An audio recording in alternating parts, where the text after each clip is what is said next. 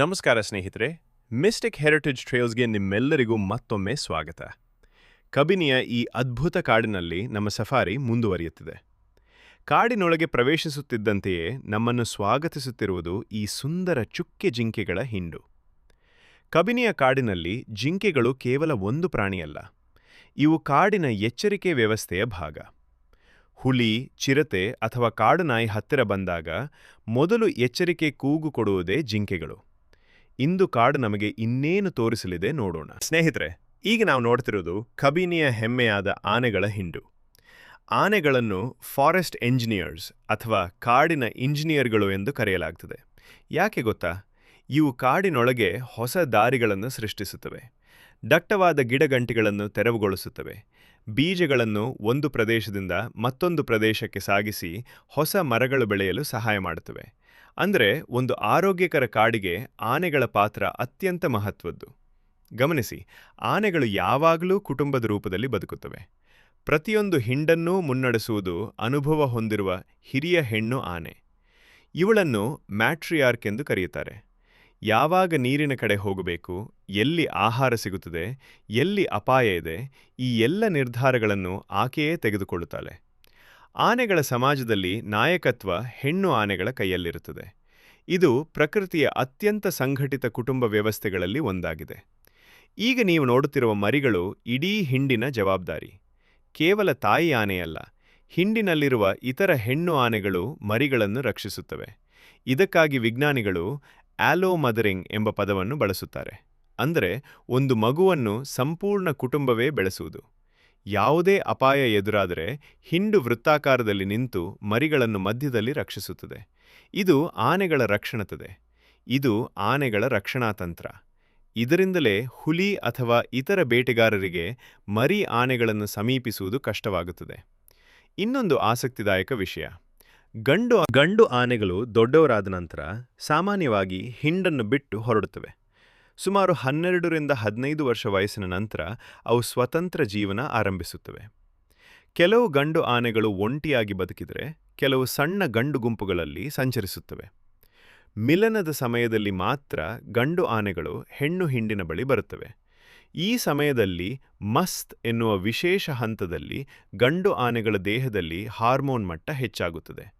ಆಗ ಅವುಗಳು ಬಲಿಷ್ಠ ಹಾಗೂ ಪ್ರಾಬಲ್ಯ ಹೊಂದಿರುವ ಗಂಡುಗಳಾಗಿ ಕಾಣಿಸುತ್ತವೆ. ಪ್ರಕೃತಿಯ ಸಮತೋಲನವನ್ನು ಕಾಪಾಡುವಲ್ಲಿ ಆನೆಗಳ ಪಾತ್ರವನ್ನು ಮಾತಿನಲ್ಲಿ ವಿವರಿಸಲು ಸಾಧ್ಯವಿಲ್ಲ.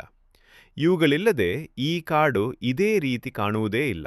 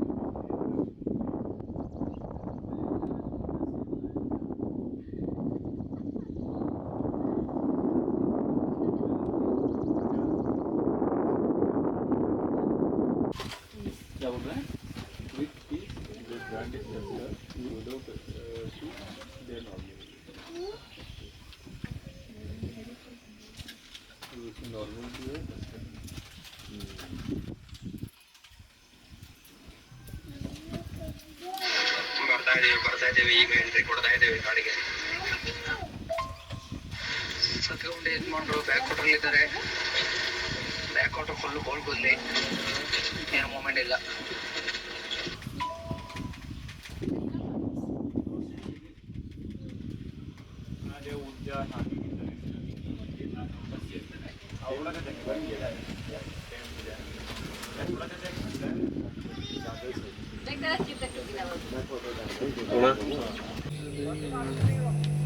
ಸರ್ ಆಯ್ತು ಎರಡಿದೆ.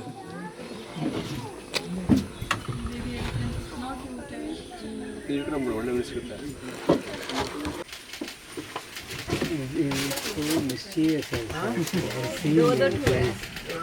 ಎರಡು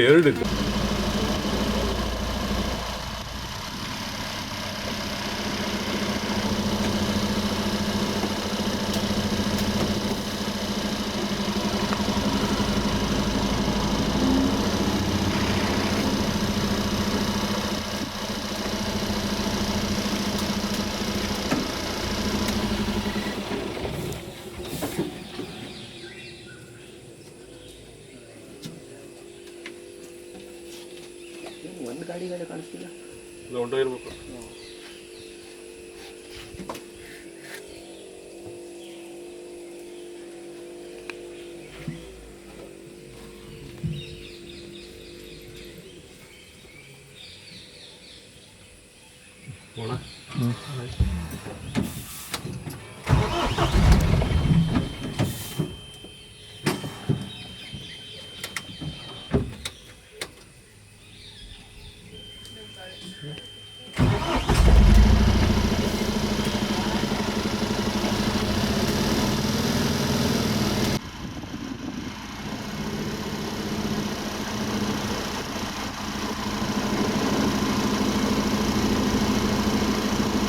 ಕವರ್ ಮಾಡ್ಕೊಂಬಿಟ್ಟು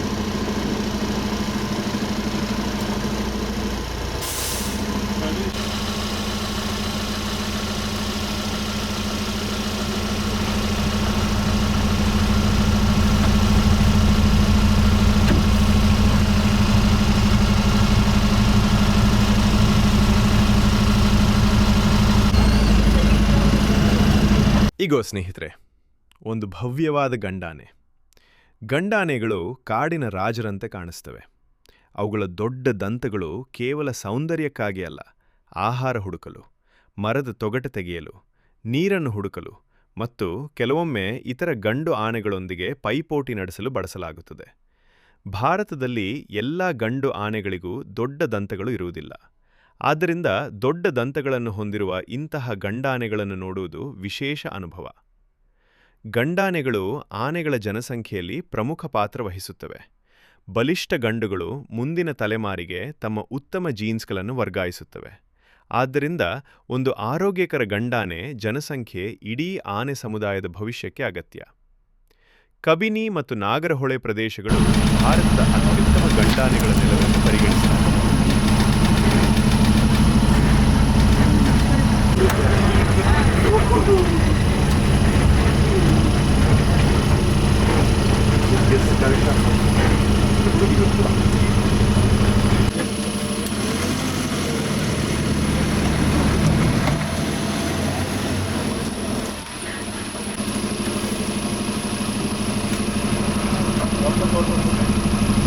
ಹಂಗೆ ರಿವರ್ಸ್ ಎತ್ಕೊಂಡಿದ್ದು ಆಮೇಲೆ ಮುಂದಕ್ಕೆ ಹೋಗಿ ಇದಕ್ಕೆ ಹೋಗಿ ಮುಂದಕ್ಕೆ ರೈಸ್ ಮಾಡಿದಾಗ ಅದು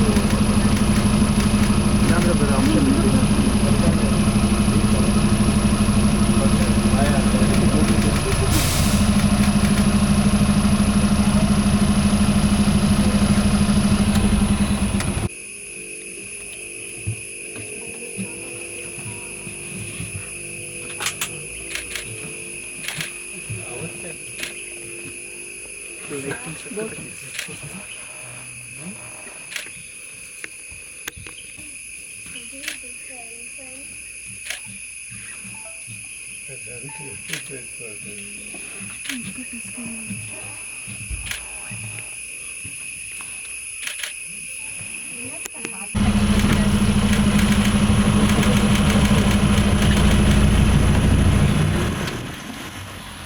ಇದೀಗ ನಾವು ನೋಡ್ತಿರೋದು ಭಾರತೀಯ ಕಾಡೆಮ್ಮೆ ಅಥವಾ ಗೌರ್.